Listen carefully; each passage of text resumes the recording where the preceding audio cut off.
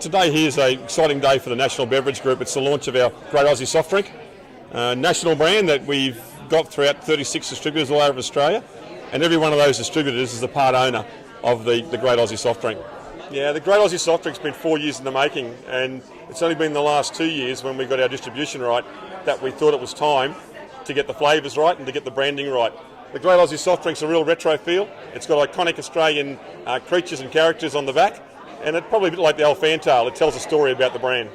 To have a great Aussie brand like this, Australian made, Australian owned, here in our own backyard, with a business that is looking to expand, from our point of view, you couldn't get any better than that. The Aussie Tello is a flavour that we've combined with raspberry and cola. We think it'll catch the imagination of kids, parents and also grandparents. Our flavours are unique. They're 50 years of history. One of our members was a soft drink maker, and he certainly has got the flavours right, and I'd like to think that when people have tried it today, they'll really enjoy the flavour. The whole National Beverage Group is based here on the Sunshine Coast. You know, you couldn't be in a better location than a place here at Coolum right on the beach to launch an Aussie soft drink.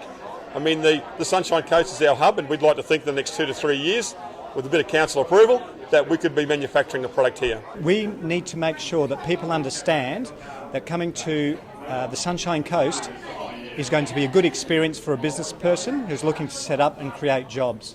So from our point of view, we want to make sure that it is really understood out there that the Sunshine Coast is open for business and that we want to create jobs for our younger people.